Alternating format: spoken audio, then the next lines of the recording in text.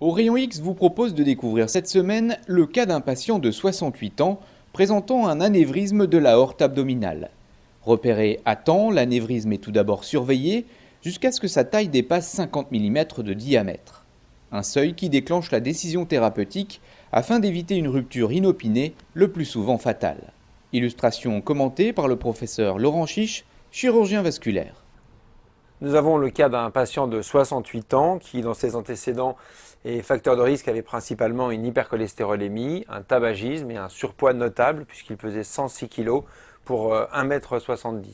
C'est un patient qui n'avait pas d'antécédents cardiovasculaires ni cérébrovasculaires, mais dont le principal antécédent était une néoplasie de l'amygdale traitée par radiothérapie et chimiothérapie.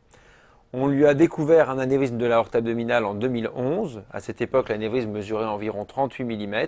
Puis progressivement, il est passé à 40 mm, 43 mm, 45 mm et pour atteindre jusqu'à 52 mm en 2016, date à laquelle il a été traité.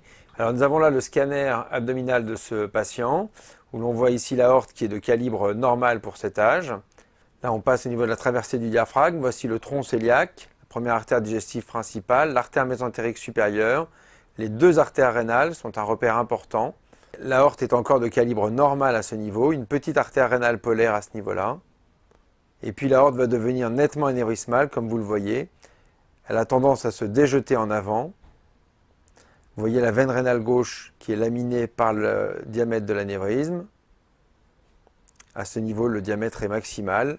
Il est d'environ 52 mm. Puis, comme on va le voir, l'aorte terminale est respectée et la bifurcation aortique ainsi que les artères iliaques primitives sont également de diamètre respecté.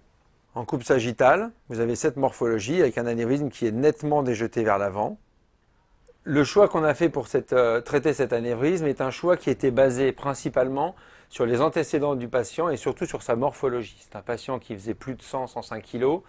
Ce sont des patients dont on connaît l'insuffisance respiratoire post-opératoire si on choisit de faire une chirurgie ouverte, une laparotomie ou une lombotomie. Et le choix qui a été fait, c'était celui de faire un traitement par endoprothèse, donc une exclusion endovasculaire de son anévrisme. On a plusieurs éléments qui étaient favorables. D'abord la morphologie. Deuxièmement, l'existence, comme on peut le voir ici, d'un long collet assez rectiligne entre les artères rénales, qui sont d'ailleurs au même niveau, l'artère rénale droite, l'artère rénale gauche, l'origine, la naissance de l'anévrisme, et des artères iliaques qui sont modérément tortueuses, qui sont courtes pour l'iliaque primitive droite et l'iliaque primitive gauche, mais qui sont d'assez bonne morphologie puisqu'on voit qu'elles sont très peu dilatées. Voici donc quelques images qui résument la pose de l'endoprothèse chez ce patient. Ici, nous avons le corps de la prothèse qui est en train d'être déployé.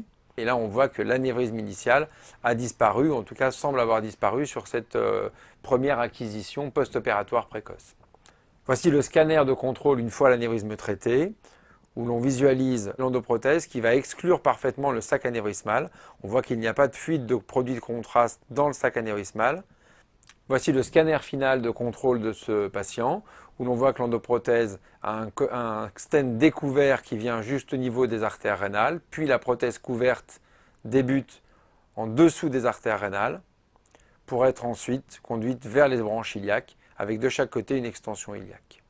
Malheureusement, il faut surveiller ces patients de manière assez stricte et surtout sur une longue période parce que l'on sait qu'une fois que l'anévrisme va se remodeler autour de cette endoprothèse, peuvent apparaître des fuites secondaires qui sont soit alimentées par des branches collatérales qui naissent au niveau du sac anévrismal, soit éventuellement alimentées par une modification du collet proximal. Donc ces patients-là doivent être surveillés sur une longue période et malheureusement, on sait que plus on attend et plus on a de risques de voir apparaître des endofuites.